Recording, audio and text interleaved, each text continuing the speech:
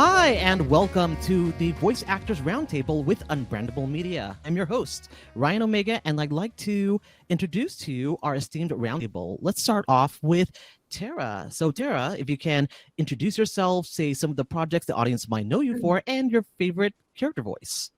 Okay, hi. My name is Terra Sands. I'm a voice actor. I've been in lots of video games. I narrate audiobooks.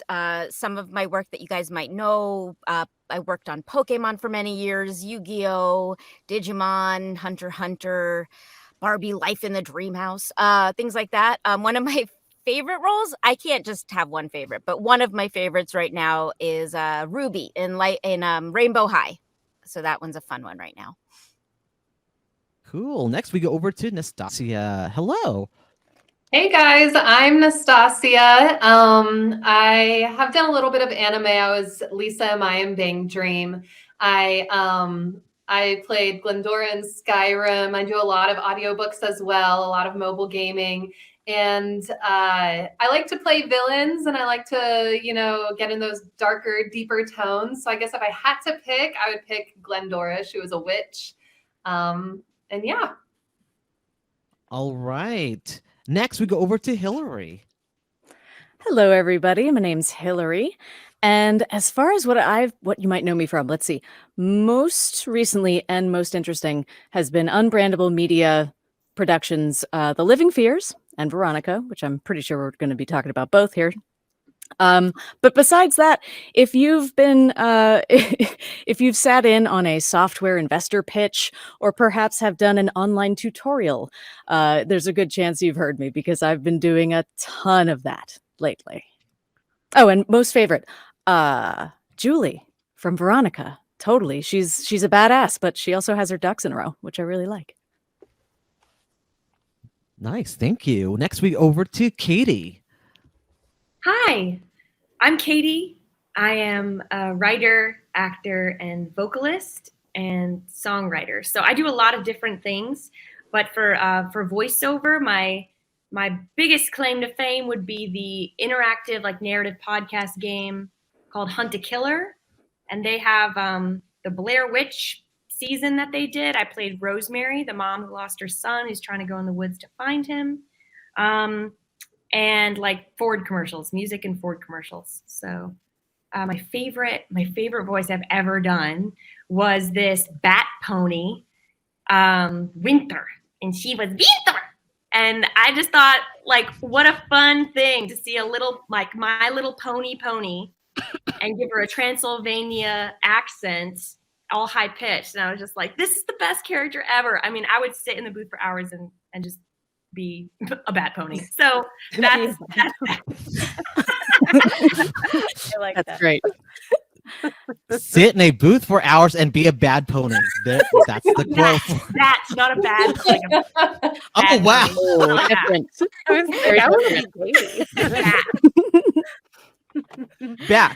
Bat pony. Oh, wow, my hearing.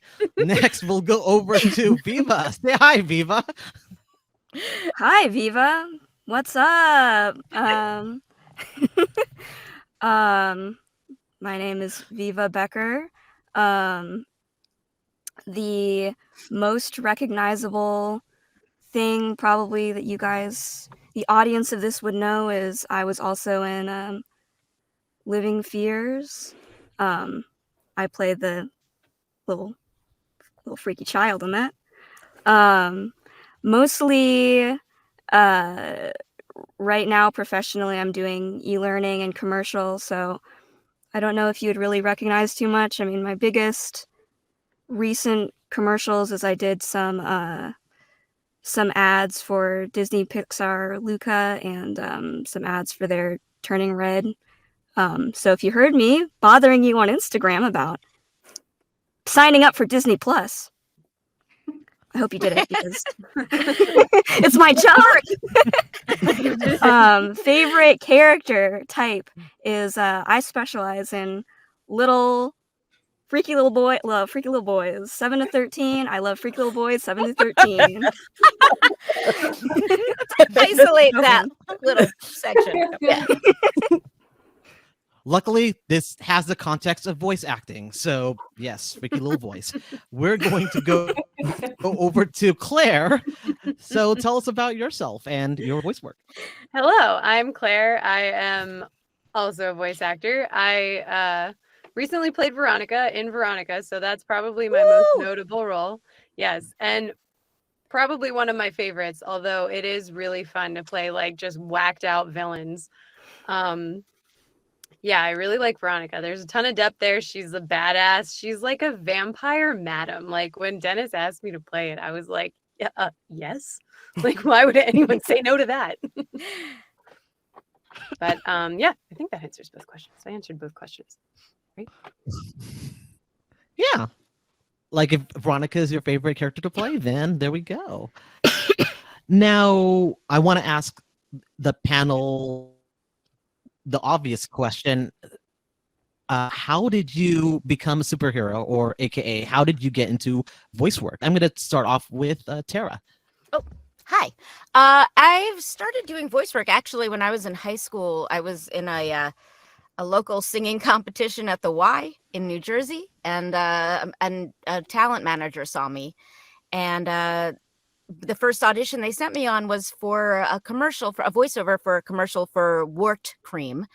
And I had to say something like, ew, gross. And I got the job, and I was like, what? That's a job? And I just kind of fell in love with being in the booth and doing voiceover work. So that's how it's the glamorous way I got into voiceovers. Glamorous warts. Warts got you into work. Yep.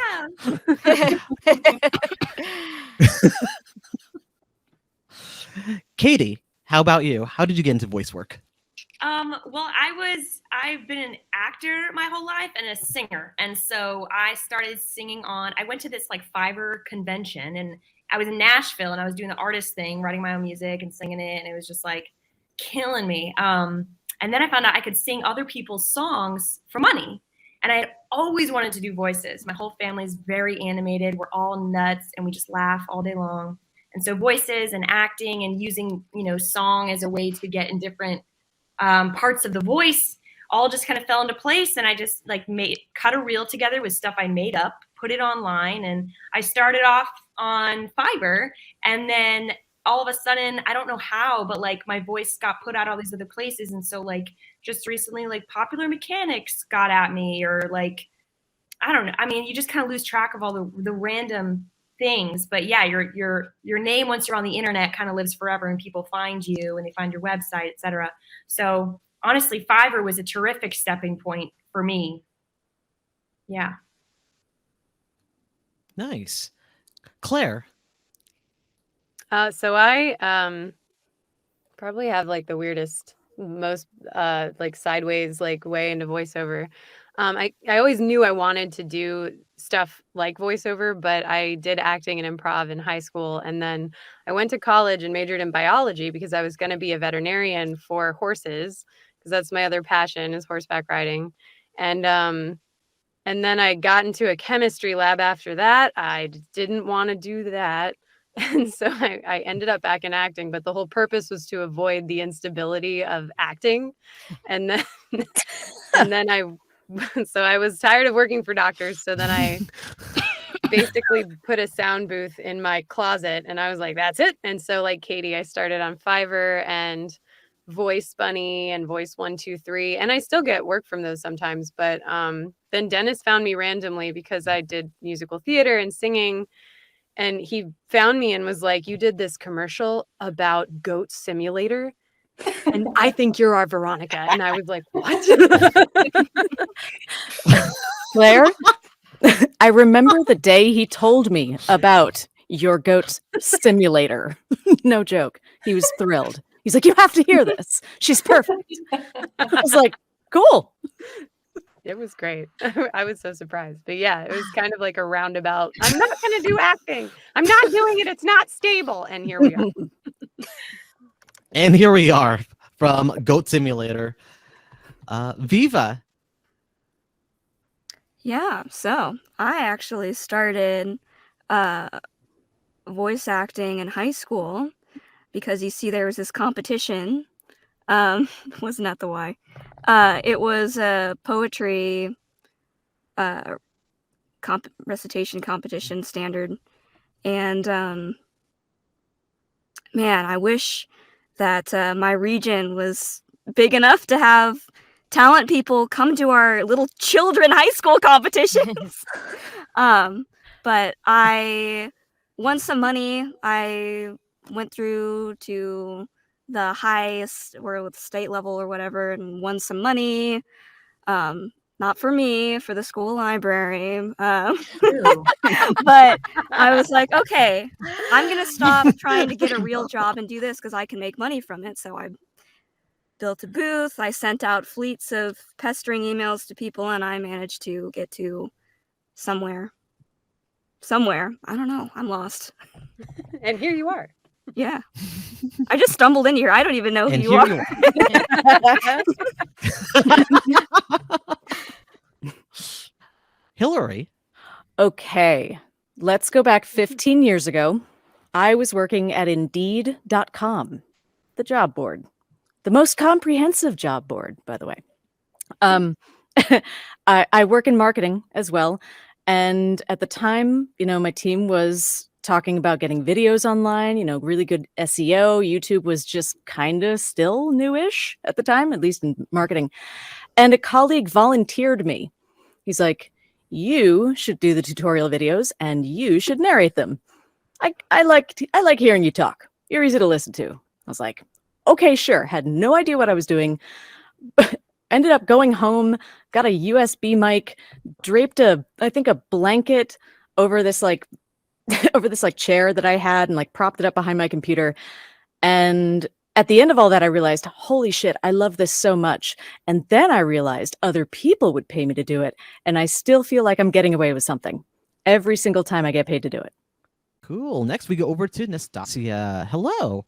Hi. Yes. And I would love to talk more about that, Hillary, like everyone's first vocal booth setups. Right? And and how embarrassing they probably were. But so how did I get started? My journey is a little bit like Claire's. I didn't do any goat stimulator or simulator. I'm not sure what it was. I got my degree in psychology and criminal justice. And after, I did the practical thing of getting a degree and working in the corporate world for a little bit, I decided that I wanted to pursue acting, and I had never done any theater or anything like that. I was an ROTC kid, thought I was going to go into the FBI, that whole thing. And on a whim, when I was broke and working in a restaurant looking for another corporate job that I could stand to even be at, I went ahead and bought myself a microphone and just started trying to figure out how to use a microphone and use the software and how to even get jobs.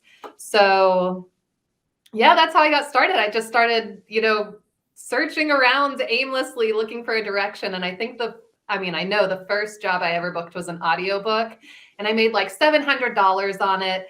And that was like the eye-opening moment for me, that paid almost my rent for the month. And it was my first gig. And I realized that it was something that was manageable. So I worked my way from there. What I want to do is follow up with Hillary and Nastasia's question about your first setup. What was your first vocal setup? And I'll toss that to the group, however you want to address that. Man. Yeah. I don't know if anybody else did like a blanket suspended from the ceiling, hanging over parts of your recording material, and then you're in there and it's touching you and you're trying not to move, like while you're trying to be animated and put some life into what you're reading. Yeah, anyone else? Anyone? Yeah, I used to hold a blanket or a towel over me. So like before I had any kind of thing. And that was not fun. Mm-mm. I feel like that's like weightlifting for acting, though. People put ankle weights on, so if you can act with a blanket on you, holding something up, and still give a performance, you can do it anywhere. I had a cardboard box. I bought one of those little vocal booths that are like mobile, thinking that would suffice, and it didn't. So I put a cardboard box on top. And I had my laptop on top of the cardboard box in this I looked like I was in a cardboard box train inside of a closet. And like, if you open the door, all you could see are my eyeballs. The I bet hunching a over was the refrigerator worst part. box. Yes. A refrigerator box would probably work. Yeah. I had my first one was in my closet. It was in Nashville, and it was the closet that was in my bedroom. And I had like a guest room in my house, and I didn't use that closet, and that was dumb. But so I had like all my clothes that I was singing into, and then I had to hunch because I didn't totally fit in my closet. And I'm like, I don't think this is sustainable, but like I got booked, so I should like do this. But it was just If it worked. painful, and it worked, yeah. But then I moved to that other room, and I took my little foam, and I got my foam, and like, you know how you get ambitious? You're like, I'm gonna make this whole room my studio. It's like, no, you're not, because that is so expensive, and there's gonna be so much echo. It's not gonna work. Like, go to the closet, honey. Just like, but then you become this closet connoisseur. Yes. So like, you go to your friend's house, and you're like, you got one hell of a closet, my friend. Yep. I met someone who would record audiobooks in her car overnight. Yes, I've heard of that. Yeah. Cars are great. I mean, that's committed. Like, to me, that's amazing. But Mhm. I don't think I could. But I was very impressed with that setup when I heard Yeah. her talk about it. That blew my mind after all the struggle, like Katie, like and probably everybody, like all the struggle. I was like, I could have just gotten in my car. I could have just gotten in my car. Yep. But only overnight, because it has to be so quiet. That's true. Mhm. Why buy She one of said she those would work between like midnight fancy and 6. ISO sound booth things on the market when you could just buy a car? It probably costs the same, right? I feel like on film sets a lot they do that because like all the film sets I've been on, if they have something to record, but it like they jump in the van and they go drive off and like record something in a van. It's true. Or maybe that's just the film sets that maybe they're sketchy. I don't know. That's normal, right? That's normal for everyone. Did they ever come back? Yeah. Get into the goat stimulator van. We're gonna drive you around. Come in and stimulate a goat. This woman can sell anything. I've got a pretty good busted setup story. So I actually, when I started out, I did a fair amount of research online about what the setup should be, microphones that I should collect, where I should start out. So I had this big plan. I was going to build this thing with old mattresses and slats of wood. I was going to drill into the ceiling and hang slats of wood, and then hold the mattresses in between that and build a booth with that. That's clever. So That's my mom was hardcore. helping me with that. She was on a stool balanced on top of a chair, drilling into the ceiling to get the slats of wood up, and then the chair kind of moved a little bit, and she fell. She broke her arm, and I'm in the U.S., so of course I had to drive her to the ER because nobody's paying for an ambulance here.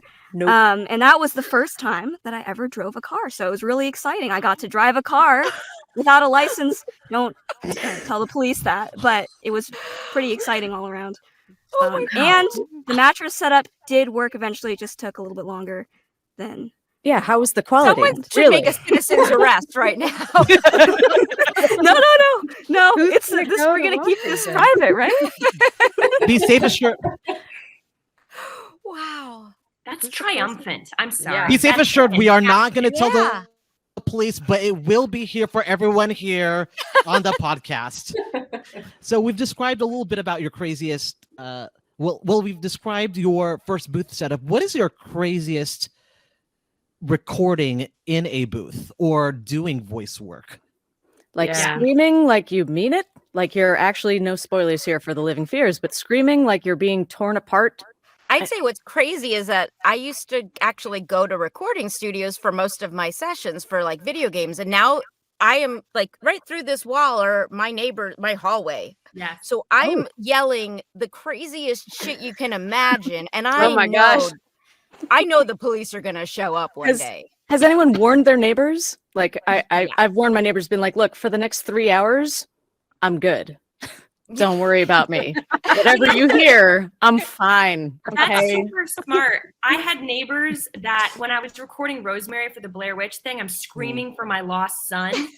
my neighbors who don't speak English, Oh no. they speak Spanish. And so her name was Maria, and she would always be like, "Oh, Katy, how are you, Katy?" She's like, we're always talk. I see her all the time. She'd come out and she's like, "Are you okay?" And she's like, oh baby. And like, so, it's a huge language barrier. And I'm like, oh my God, I don't really have a son. And like, her son speaks English. So he would suddenly That doesn't sound better. So her son would be there, and he told her like in Spanish that I'm looking for, because he understood what I was saying, so he really thought it was real. So it was like this mess, and I just was like, yes, I've lost my son. It's terrible. Oh I my just let God. it be what it was. But yeah, warning your neighbors. What a fantastic idea. You're like, I'll do that next time. Yes. I had my mother-in-law living upstairs. We were in my husband and I were in my mother-in-law's basement apartment. And Sherry was a professional dancer. So she's used to the drama, theatrics, insanity. But I had to be like, listen, there's some shit's gonna go down. Don't do anything about it. Don't call the cops. Like, Yeah. don't. And my husband's an actor too, and he knew all about it. So he was sort of like, okay, shut my sound booth door, turn on the TV. There she goes again. I live in a building where we can't have dogs, and people have dogs anyway, but I've had to do a lot of barking for some work recently. And I keep waiting for the building manager to be like, Terra, did you get your note to have a dog? Yeah. You're getting a warning. It's just me. I got hired to do impressions for like a competition, like on YouTube, where I had to do like an Elmo voice and an Edna mode and princesses and stuff. And we were having our bathroom renovated on the other side of the wall.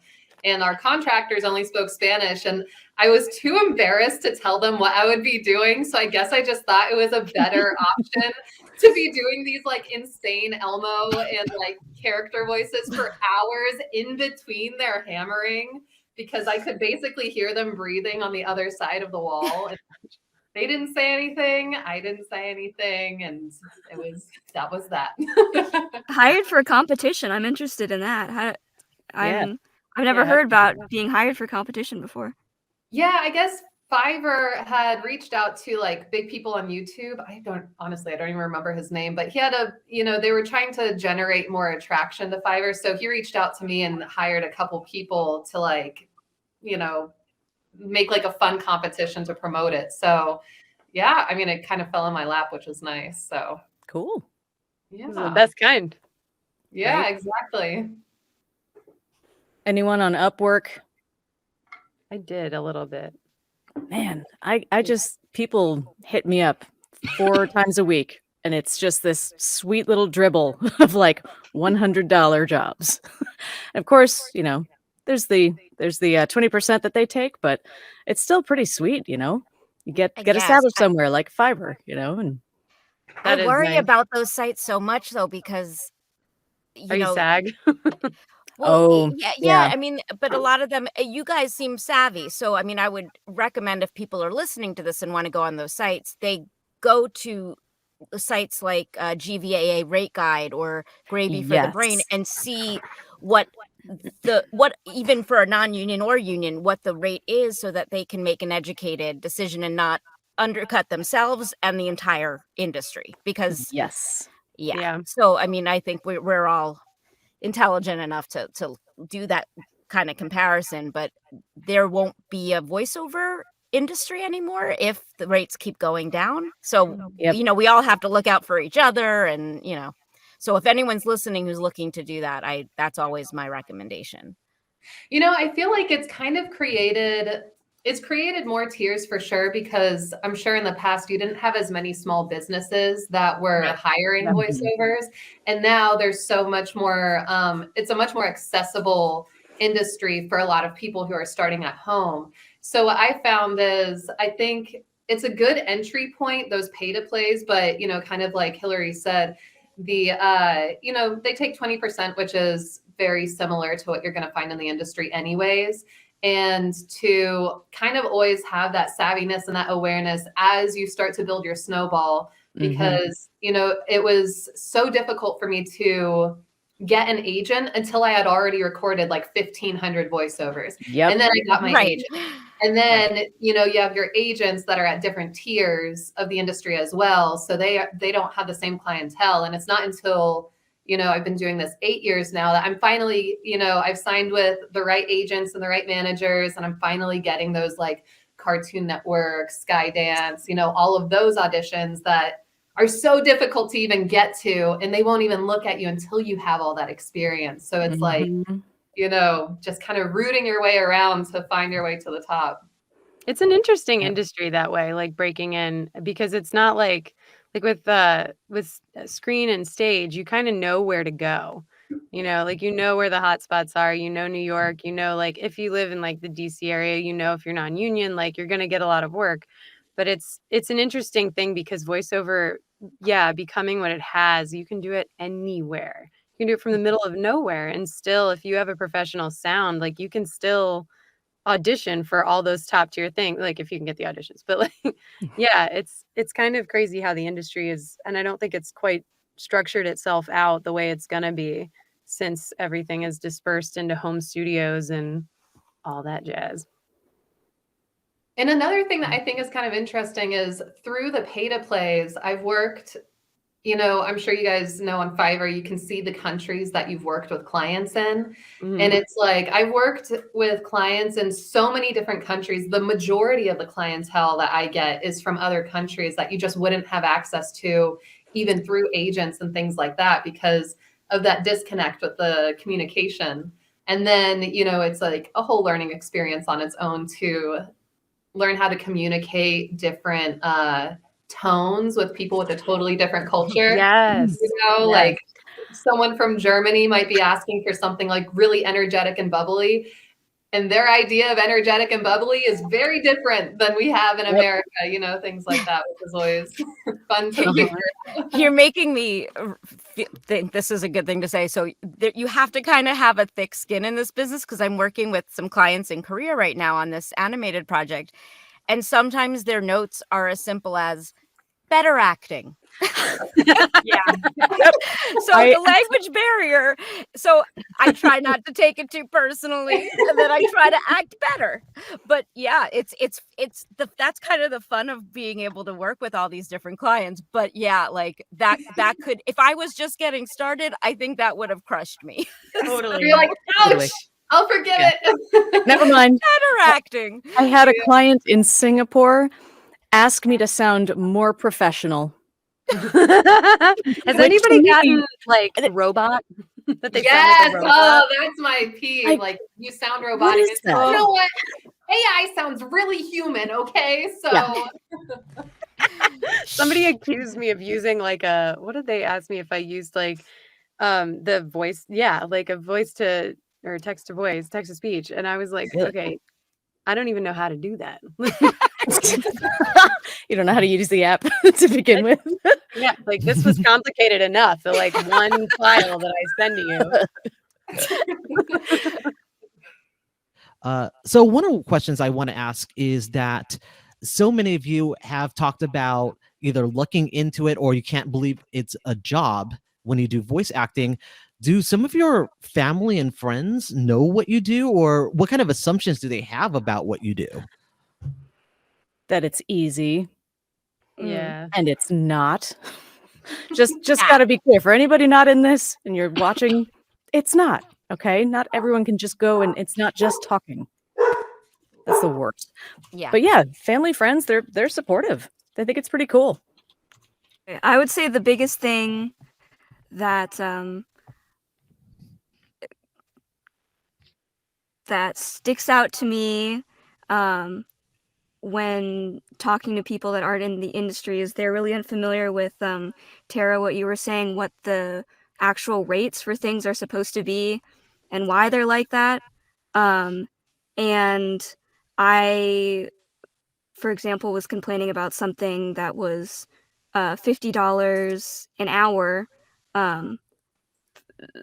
and it wasn't per finished. It was, you know, just like the recording session. And my family was like, $50 an hour? You're young. $50 is great. What are you complaining about? You're making so much money. And I'm like, $50 is way below the rate that it should be, actually. If you had a 40-hour work week, that might be a good rate, Right. but that's never Yeah. what it is. Yeah. No voiceover job should pay $50 an hour. No. Yeah. What does my family think I do? I think after listening to Veronica, they're like, they're very confused because they thought I just did like, what, like, hi, thanks for calling, blabbity blabbity. Please, like, da da da da da, press 1 for, and I've gotten like some bigger gigs through that, but like that's what I think they think, and then they listen to Veronica and they're like what? Like they don't know anymore. I get at least 2 emails a week asking how my friends or family, how they can do my job. Do you guys get that as well? Sometimes. Yeah. It's weird because if you were a dentist, that wouldn't happen. No. Yeah. The thing that surprises me about it is like, I'll hear people, might sound weird, but like being kind of perfect for something. Like it feels really good to be like built to do something like this. Like, and that's what I get from my family. The feedback I get from my family is like, Kate, you're just built to do this. And it took me a long time to do this. I had to like wait a lot of tables and go through a lot of like personally just addiction and difficulty with self-worth and like all kinds of stuff. I had to travel just to be able to believe in myself, to like show up. But like, man, oh man, am I built to do this? Like I have a natural ability to feel deeply. Like anything I read just really hits me. And so I'm like just very emotionally available. So to be able to do that in snippets, because my attention span loves snippets, and to just kind of like nail it and spin it out with a couple alternatives, like it really is. It feels really good to be built for something like that. And what people, how do I get into it? How do I get into it? I'm like, well, would you want to do this? This is what it takes to be in this booth for hours at a time. It takes discipline to, to go out, scout out work, and to also to show up and be in the booth and deliver on time. Like that's difficult for so many people, to be a small business like in itself, and create deadlines that also honor your rest and all sorts of things that you have to trial by fire figure out for yourself. But yeah, that's mostly what I meet. Is Well said. I'm slow clapping in my head. I am too. I got chills. Yeah, that was really well said. Yeah. Well spake. So do you try to discourage people when they reach out and ask stuff? Because when I get stuff like that, I mean, I have documents, I have like a questionnaire that I send out to give the best advice. I send paragraphs, I've lent out microphones to people before. I try to do everything to help them get in, because I know a lot of them are not going to make it, and they'll learn that fast enough. But I really want the industry, the voiceover industry, to have the highest possible standards for itself. Like I want the industry to be pressed as hard as it can. So I'm like, I'm going to funnel as many of these people into it as I can so that the industry is challenged. And boy, like at the beginning of the pandemic, you have no idea. I got hundreds of emails from people that I went to theater school with, theater college, and they're like, hey, so given the pandemic, I thought I would pick up that thing that you do to make some extra side money. And I was like, all right, whatever. let's do it. Let's do it, buddy. Oh, you have such a good attitude about it. Yeah, you do. Yeah. I usually tell people, if you're not interested in rejection, being sweaty, doing things over and over again, and things just if you're not interested in that stuff, you can pick it up as a very expensive hobby, because it can do that too. That's what gets me. Like if someone loves voices and characters and story, and they're like, yo, I just feel this, then I'm like, fuck yeah, like let's get you, come over, I'll help you make a reel. Like I'm all in. But if someone's like, I just want to make some money, and I'm like, baby, that's not like that. You can't just like, no, it doesn't like turn on cash flow. If it doesn't light you on fire a little bit, you're not gonna get anywhere. You have as to anything. as being a doctor, or, anything. Yeah, well, that's what I usually tell people that I like don't do, because if you're an actor already, you semi have like an idea of how it goes. Like you got to be your own CEO, you got to go get your own jobs, you got to hustle for yourself. If you get an agent, it doesn't mean that you stop hustling. So like like that part, yes, but like it's coming into your office. Like you're going to work as an extra, going to work as like a voiceover artist. Like you're going to work. You're essentially in the office, and if you can't, like, yes, the hours are kind of wacky sometimes, but if you can't, like, if you don't want to treat it like being in the office, you probably aren't going to make the money, because you only get out what you put in some cases.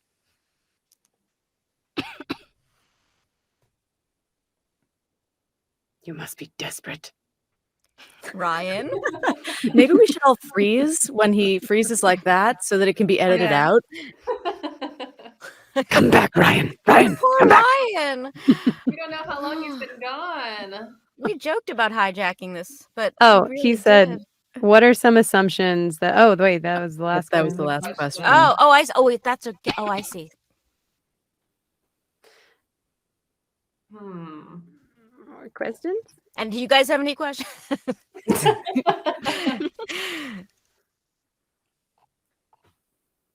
So we have a lot of I think we have a lot of tiers here, like in the group. Like I know I'm probably sit at like maybe like the low to mid tier as far as like the kind of work that comes in.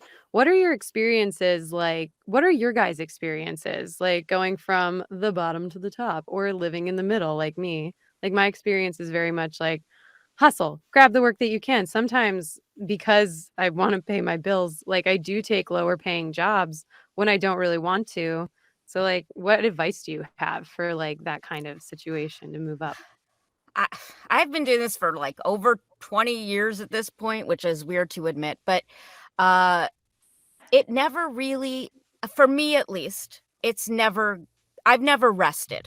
I've never gotten to a point where I've said, oh, I don't have to worry about every audition and everything. I'm a hustler. And so it used to be, and this is me, pontificating, I guess.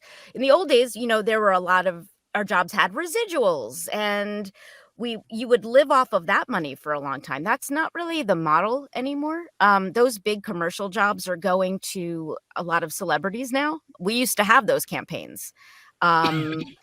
So I've watched rates deteriorate over the 20 years, which is a weird thing for an industry.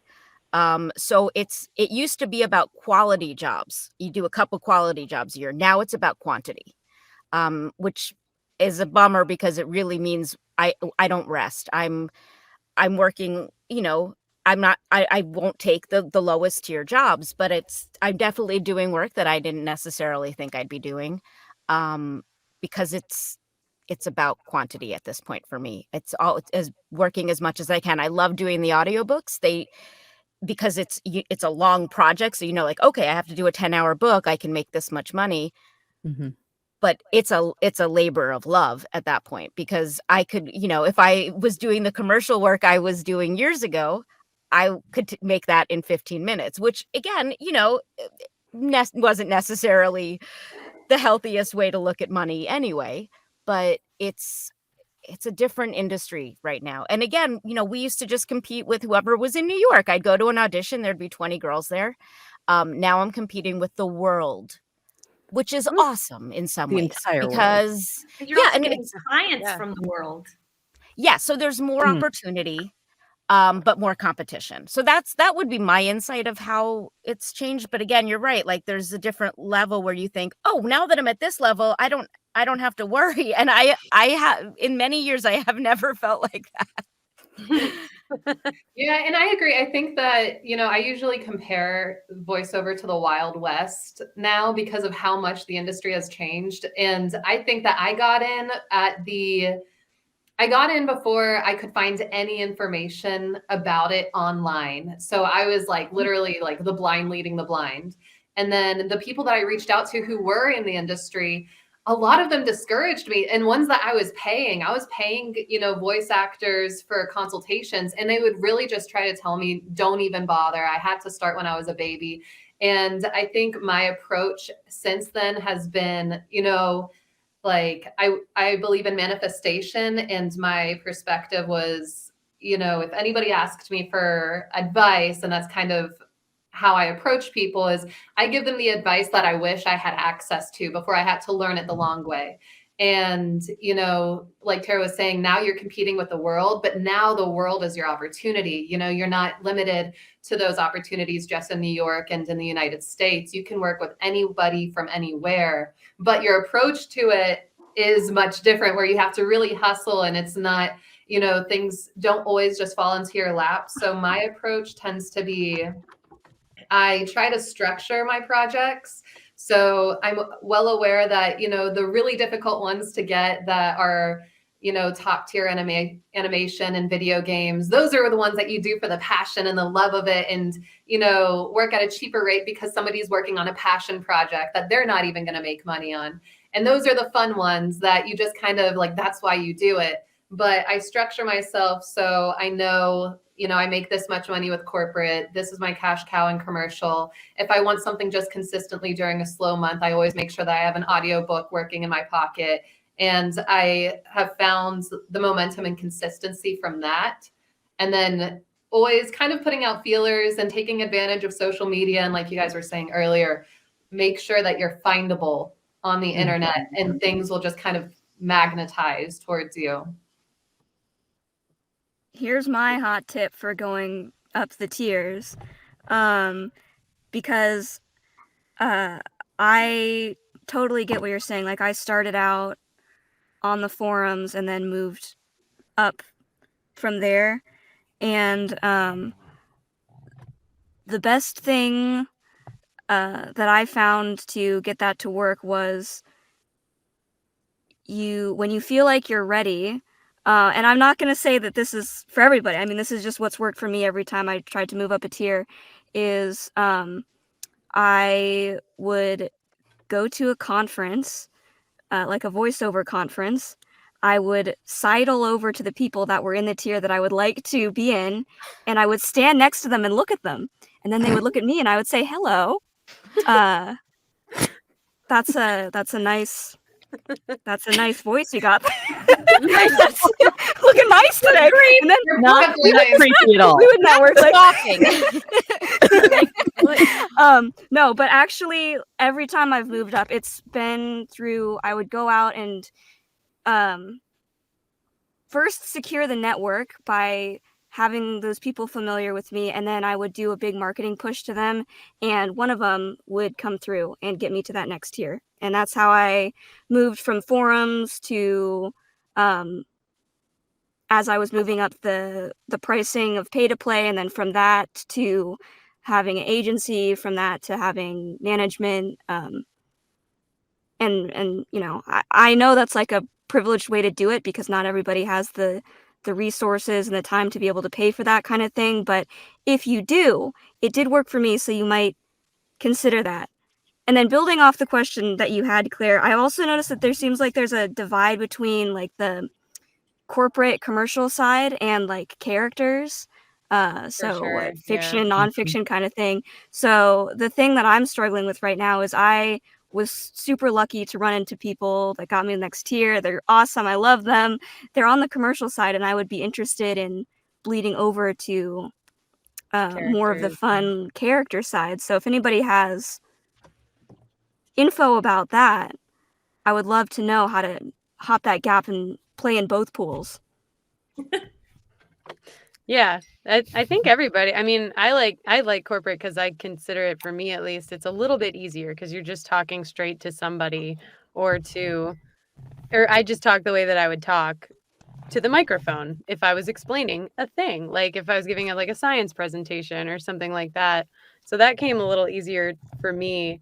But yeah, definitely, like when I did Veronica, I hadn't done any character work in a minute, so it was like, it blew my mind. It was a ton of work, and it was so much fun. Like, it lights you up inside. Like, that's the work that makes you like, I'm gonna go another day at this. Yeah, and I'll give Dennis a shout out here, Dennis Sharp. He basically, he wrote it, but he voice directed it in a way he could compete with some of the best voice directors, I'm sorry, that I've ever worked with on animation or books or whatever. He understood these characters so completely. And sometimes you work with someone who gives you direction just to give direction. And I never felt like that. If he gave me a direction, it just it was like light bulb moments for me. And I would go, oh, yeah. Or like, I don't mind a line reading if it makes sense. Like, and all the notes he gave and the feedback he gave on this project were so good. Like, I think that made me really enjoy this work because it felt very collaborative.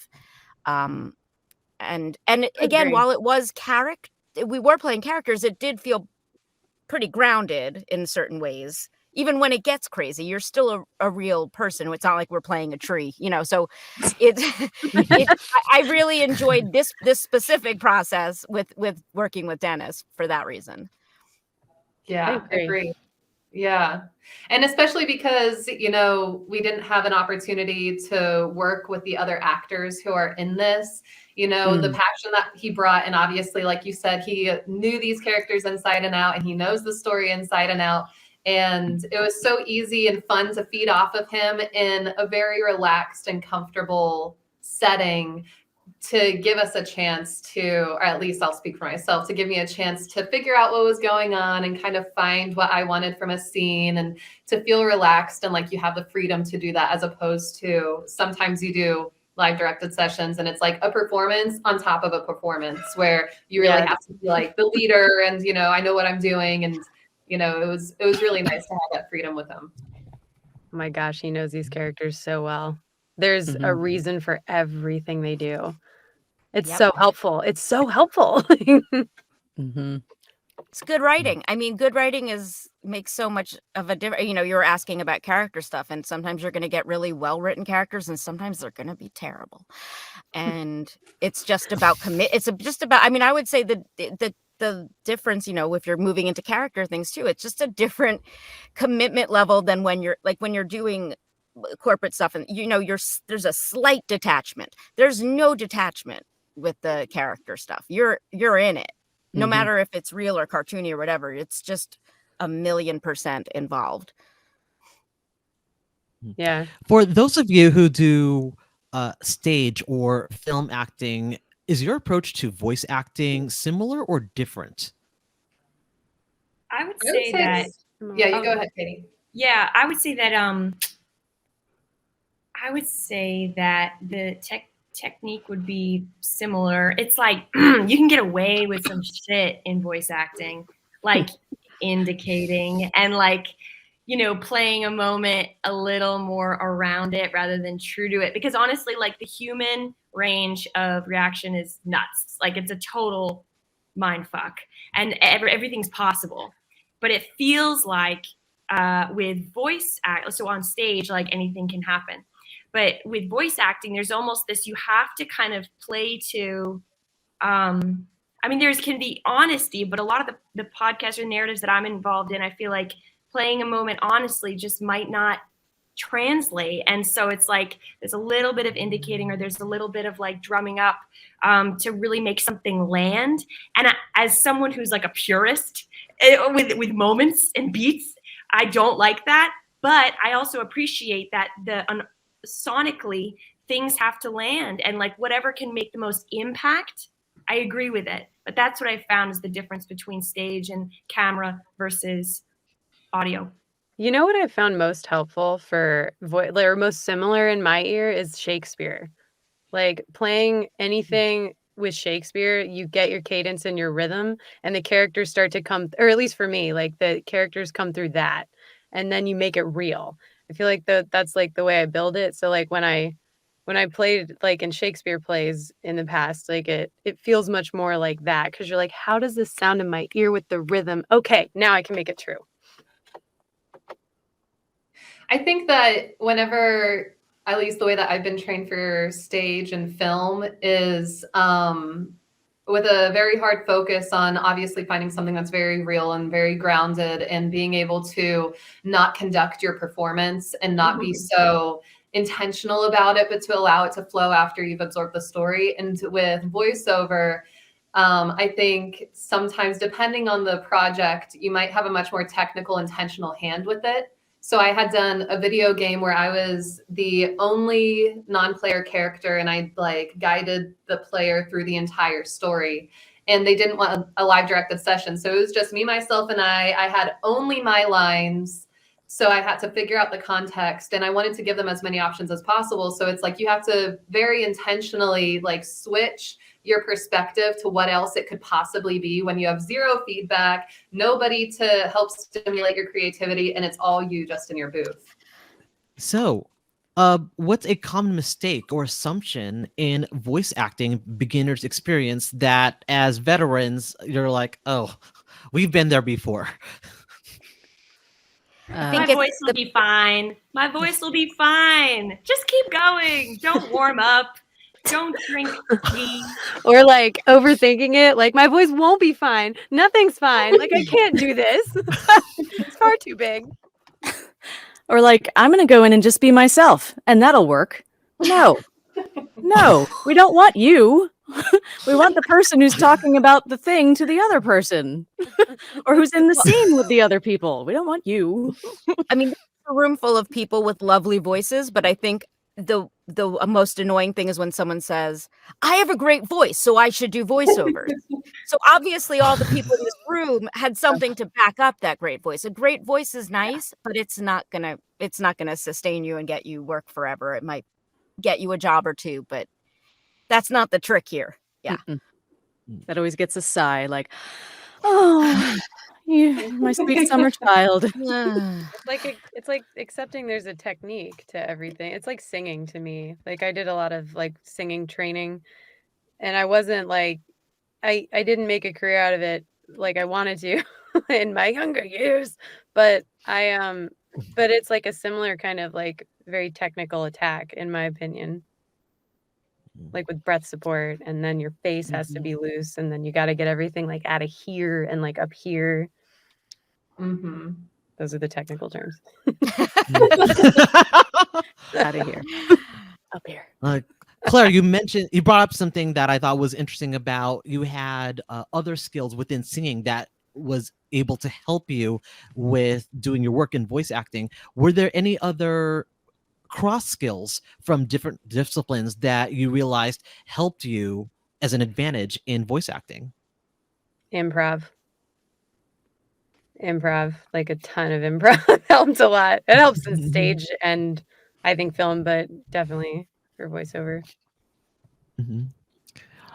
Why specifically improv within voiceover, especially if you have something that is scripted? Because because the world in your head has to like, you have to, like Nastasia was saying, if you only get lines and no real like big explanation about what's happening, you're like, well, I'm gonna come up with it myself. And like most of the time these days it lands, like the people are like, wow, you did great, and you're kind of like, oh good, like because you're practiced at it. But if you don't have that improv background, at least for me, if I hadn't had it, that like blank slate of like, let me create this entire world surrounding like this person like in this little like tiny little booth and like live in this world. Like I'm going to live in here. Like that person's going to be there. This person's going to be there. And this is the conversation that we're having in our head. Like I think improv just kind of ignites that, at least for me.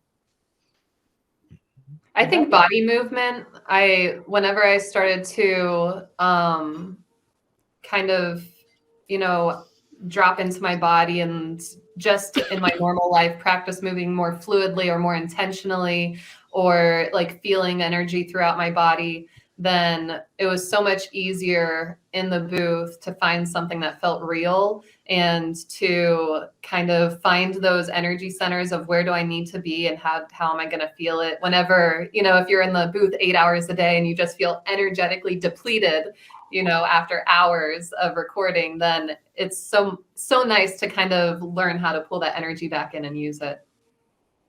Teach me. That's how you do that. Magic.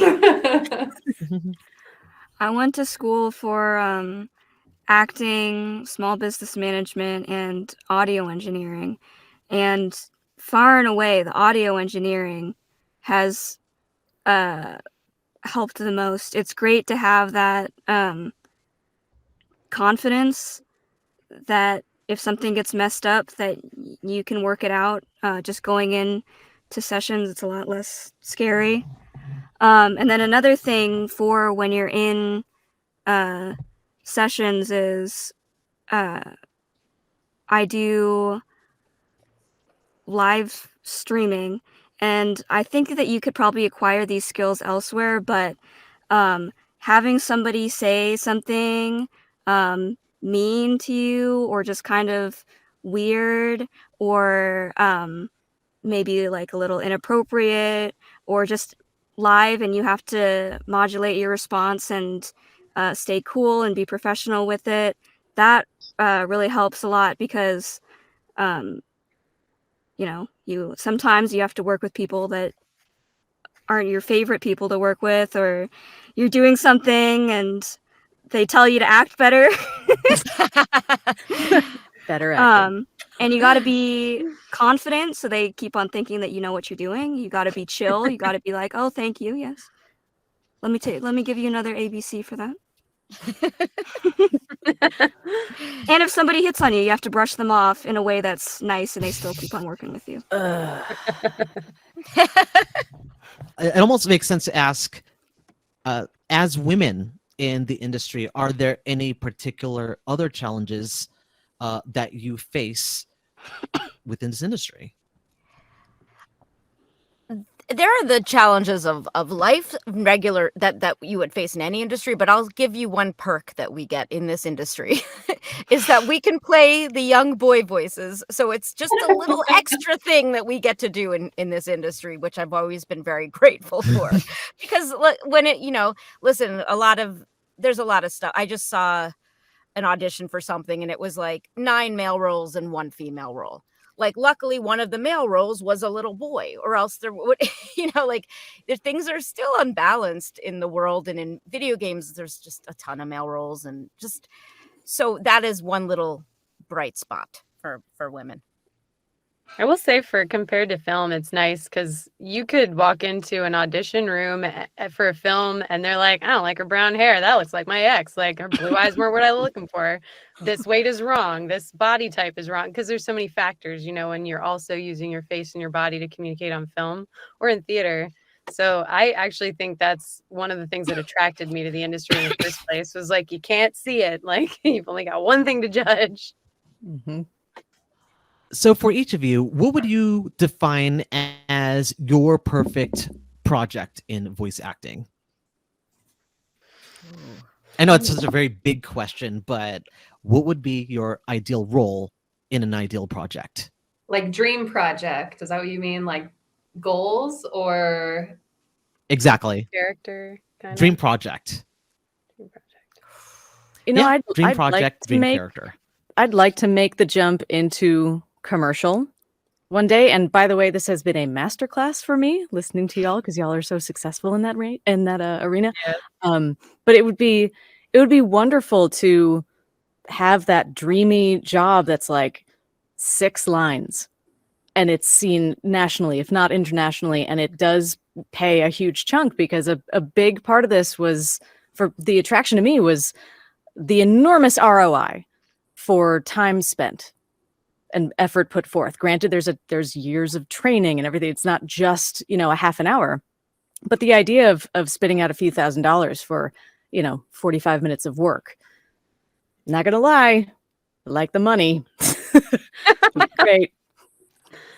I just want to play like the equivalent of like a forest character, like guiding. Ooh. Like a real creepy little like imp that like lives in the trees, and like somebody gets transported into a magical world and they're like, hello, welcome to the world, and we're gonna show you these are all the things that happen. Like that. That's what I would do. Sounds like there's a character inside you, Claire, that's just dying to get out. Write something for it. Film stage or voiceovers, like that's just okay. I'd love to do something where I get to age as the character, start out at like 3, because a lot of times I'll go in and I'll do the young version of like a male character, like when he was 5, and I'll do that. But it would be so cool to me to do a project where you see a character age and get to play them at all those ages. I like because I love television so much.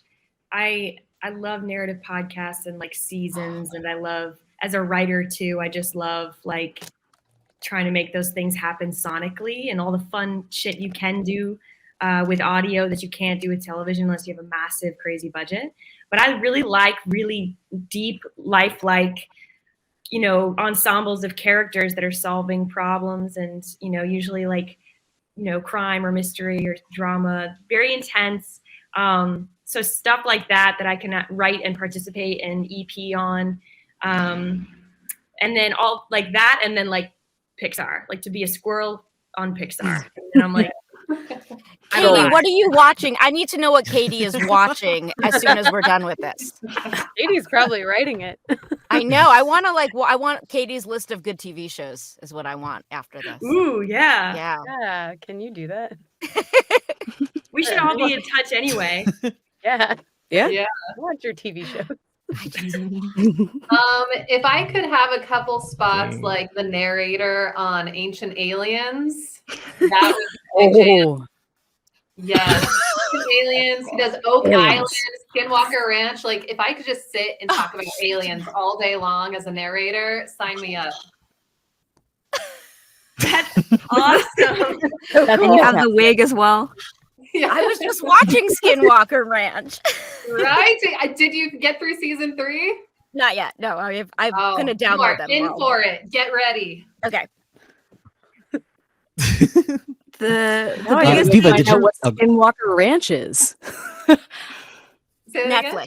It's Netflix. No spoilers. It's Netflix though. Or Right. Hulu. You could also do it on Hulu. I'll look into that. I did think it said Skywalker, which is why I added it. And then I realized it had nothing to do with Skywalker Ranch. But I still liked it.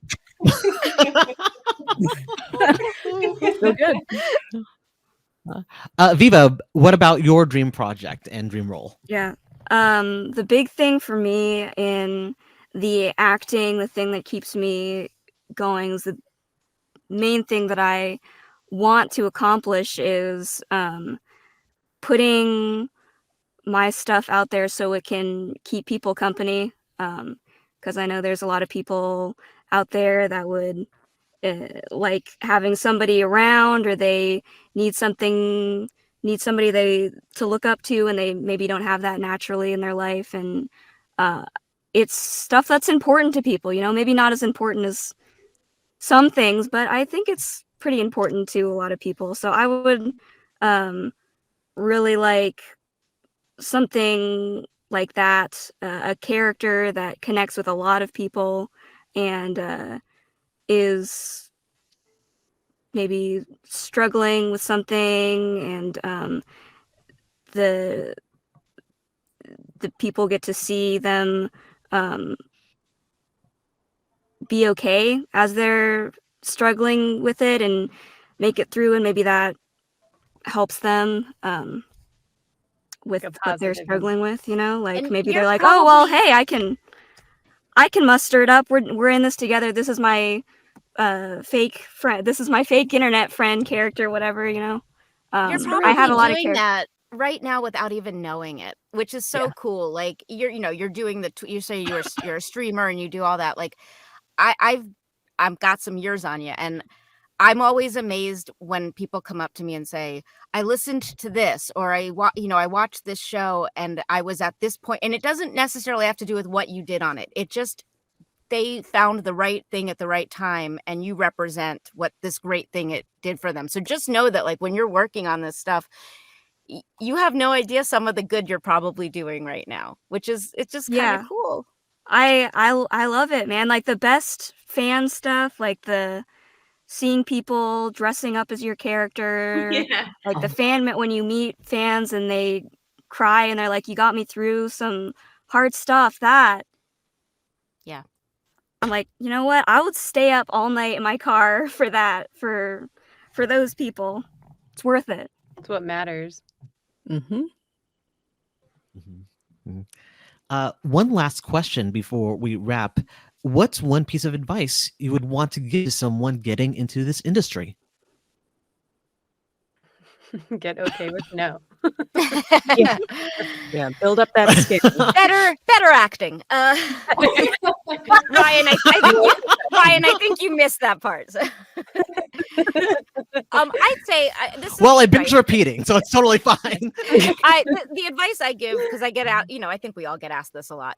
There's a few websites I send everyone to, and D. Bradley Baker has a great site called iwanttobeavoiceactor.com, and I say, like, gosh, you're so lucky that you have the internet at your disposal right now. Like, if you Google how to be a voice actor, you could stay up for days on end and get some really actually very good advice. Some of it's going to be conflicting, and like, absorb it all. Like, I always say, do all that research, and then when you have specific questions, I will be so happy to answer them. But there is a world of information out there that's free. Like, have at it. That's true. Yeah, I would say make your own work. Like, I started singing on other people's tracks just for fun. Friends would have instrumentals, and so I top-lined or created melody and lyrics over them. And then I started just making my own little voice worlds, like my own little like page scene between two people, and I would voice both people and stretch and try to create tension and and story. So if you can make your own work, then you can make your own work, and then then people will pay you for that idea potentially, or you'll just get a terrific reel out of it and really stretch your mind on what's possible for you. And if you can think like a writer, you're that much more of an asset to a writer or a showrunner or a director when you're in the booth. You can think about beats. You could anticipate the needs of someone who's trying to tell a story using your instrument. Nice. I want to be Katie. I think I just want to be Katie. I know. Right? I want to be Viva Becker, so it's okay. Oh, thank you.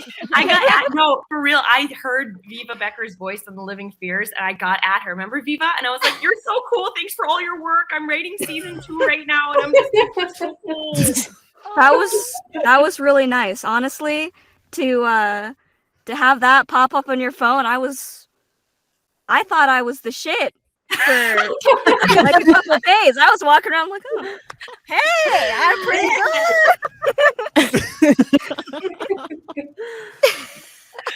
Make sure you're enjoying it. I would say that. Like, make sure that you're still having fun, because there's so many things that come with acting in general and the arts that if you don't enjoy it, you probably can do accounting, or like, I wanted to be a vet or a doctor, and not that those are easy careers, but like acting and the arts, like, if it, like, your heart's going to drag you to it. For me, it was like surrender, like, you're coming. but I mean, just make sure you love it, because at the end of the day, you just enjoy it. We're only here once. I think, maybe. I would say, I guess, kind of dabble in as many things as you can creatively. I think that a lot of people who are drawn to the industry are just creative by nature, and they are excited about art and expression and learning out who they are through their art. And whenever you get started, you might have an idea of what you want to do. Maybe it's acting, maybe it's directing, maybe it's writing, maybe it's voiceover. And it's not until you actually start just walking different paths that you find where you are meant to go. And I feel like everyone is meant to do exactly what their heart calls them to. And you don't always fully realize what that is until you're walking the path and just trying things. On that note, this industry requires that you never stop learning. Like, you are going to be a novice at some element of it forever and ever. And that might even be understanding your own tool, your own voice, So be prepared to keep looking for a coach, keep looking for all those articles, keep experimenting. Just, it's really the only way that it's going to not stagnate for you, I think. I have 2 things. One is just for anybody who wants to get into it. Muster up your strength to sit through dense material and just take a weekend and learn about audio technology and how the sound waves are going to bounce around in an area, and how to make your stuff sound good, because a lot of people go for a long time and their stuff doesn't necessarily sound up to par, and that holds them back. And you'll save yourself some frustration if you sound amazing right off. My second thing is specifically for women. I guess it could go for anybody, but don't be too afraid if you're just starting out to draw a line with something. My most obvious story of that isn't necessarily voiceover, but I was starting out actor doing screen stuff, and I had this job for, they told me it was like a horror project, and I rolled up on the thing and they're like, okay, time to get naked. They hadn't told me that it was going to have nudity in it, and they're like, we want top, nudity kind of thing, and you're going to be naked rolling around on the beach. And you kind of freeze up because you're there, and they're like, well, you've agreed to this, you signed on, and if you don't, it's the industry, you could get blacklisted. That could be the end of your career. Like, bigger people have been blacklisted before. And if you run into something like that and you're just starting out, don't worry about it. Just say no, and you probably won't get blacklisted that early. You just don't be scared to draw the line. That's true, because we were just talking about how broad the industry is. Like, you could piss off someone and someone else will still like you. Yeah. Plenty of jobs. Yeah, I mean, I would say the vocal equivalent to that. I mean, you really have to advocate for yourself in this business. A lot of times we're not given scripts ahead of time. It might have objectionable content. It might just be something that triggers you. It might be just something you're not comfortable with. I mean, or it could be a screaming session and no one warned you that you were going to be hurting your voice for this. So it's being your own advocate, exactly what Viva was saying. There's a lot of power in saying no. And this industry is no different than any other in that way. You gotta look out for yourself. All right. On that note, let's go around the roundtable. Thank you so much for a lot of your advice, but also I learned a lot listening to many of you. Let's go around the table, and where can people find you on social medias, or what projects would you like to promote? I'm going to start off with Claire. You can find me at clairevoice.com, and my current projects are Veronica and the Living Fears Season 2, and I am working on I haven't done a ton of audiobooks, but I'm working on a Greek fantasy with a friend of mine / author. So that will be coming up soon, and you can find it all on my website, all my projects and everything. And if you want to hire me, you can just go there and send me a message. Do you have social media, Claire? I want to look all of you guys up. I did too. Yes. Put them in the chat. Yeah, good idea. My social media can be found on clairevoice.com, all of my social media tags. So I'm going to do that because they all link to my social media. That's my... All right. So Claire Voice, CLAIRE voice.com. Viva, where can people find you on social media, and what projects would you like others to discover? Right. I have a website. It is vivabecker.com, and it's got pictures, it's got reels, and it has social links. So if you get lost, they are on there as well. But Twitter is at Viva_Becker. I don't use that too much, but I probably should use it more. And Instagram, I use slightly more often. It's Viva Becker VO.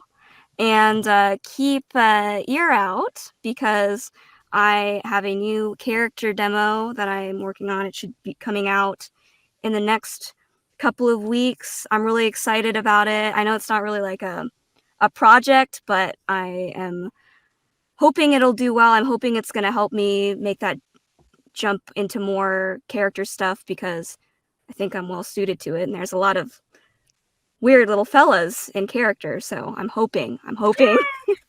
Weird little boys, right? Weird little boys. Freaky little Weird boys. little boys. Yeah.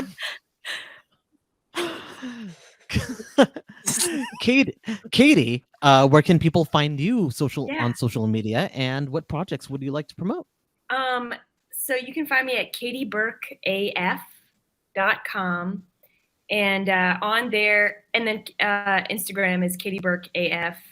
And right now I'm just kind of like writing my own stuff and doing one-offs of just like little commercials or character stuff or whatever. But yeah, I just finished co-writing season 2 of The Living Fears with Dennis Sharp. So that was really fun. And right now I'm working on a project that's like Golden Girls meets Scooby-Doo. Oh, you had me Wait, at what? golden. That's awesome. Yeah. So hopefully have Details. that done. Anything? Yeah. No. No details. No, it's like still infancy, but Dang. it'll be like 6 episodes and a lot of fun. And I'm gonna need some pretty dope old lady voices. So Sounds Wow. magical. So I'm gonna be on the wait for this golden dew. Golden doodle. Golden Doodle Doo. Golden Yeah. doodle. Golden Dew. Hillary, where can people find you on social media, and what projects would you want others to discover? Well, I could do a much better job on social. It's basically not worth mentioning any of my presence, especially because I don't remember many of the handles that I have. But you can totally find me on HillaryO'Keefe.com. And most recently, I just wrapped recording for The Living Fears season 2, and I played Julie in Veronica, which was an absolute blast. She rocked it. Oh, thanks, Claire. All right, Nastasia, where can people find you on socials, and what projects would you like to promote? So if you can figure out how to spell my name, I'm pretty easy to find. My website is nastasiamarquez.com, and all of my social handles are Nastasia Marquez, and there's not a lot of Nastasias, so I'm usually quick to pop up. What do I have going on? I'm starting recordings on a new book series called The Blue Skeleton. It's like a fantastical Harry Potter meets Halloween Town series. That's going to be a lot of fun to record. Yeah, other than that, it's, a lot of the regular grinds that you typically have. We have Veronica that just came out, and yeah. And for those who are listening, Nastasia is spelled NASTASIAMARQUEZ.com. And Terra, where can people find you on socials, and what projects would you like to let people know about? Oh gosh. So my website is tarasands.com. That's pretty easy. Social media is Tara Sands LA, which is such a boring handle, but I picked it before I knew Twitter was really a thing. I have, my character has not appeared yet in Veronica, so that will be coming up at some point. And then I have some other stuff with Unbrandable that I don't know if I'm allowed to talk about. But yeah, everything's NDA, which is no fun. But I'll post it all when it's ready to be announced. But All right. Oh, go ahead. All right, and I'm your host, Ryan Omega. You could find me on Twitter under Ryan OMGA, as in OMG, like oh my god, and because my original Twitter was hacked by Russians. Aside from that, you could find me on the second season of Port Saga: Vampire the Masquerade, playing the Malkavian Primogen Ezra Knox. That's coming out soon. And I also do things on Twitch under Life Action Roleplay, where I do things like first drafts of early movies, such as we're doing First Draft Clue with an all-star cast. And we also do Shakespeare adaptations as well. So that's on Life Action Roleplay. Nice. See, I see people like freaking out.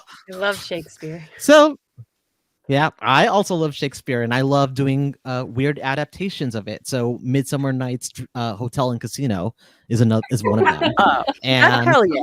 and That's what it's made and for. Romeo and Juliet, a LARP of edgelords. So basically, Romeo and Juliet as a LARP. So.